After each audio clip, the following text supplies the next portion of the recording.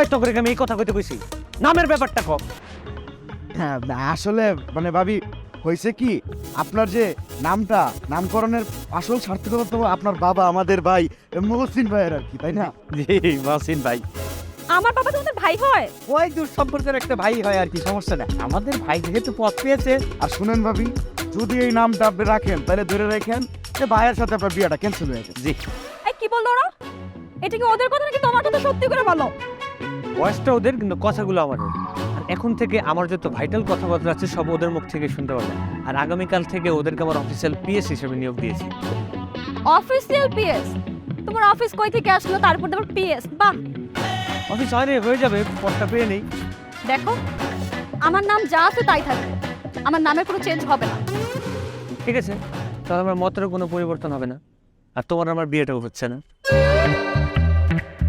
আমি কিন্তু তোমার সাথে ব্রেক আপ করবো।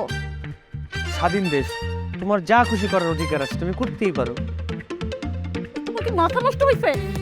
আমি গেলাম, ফালতু। চাস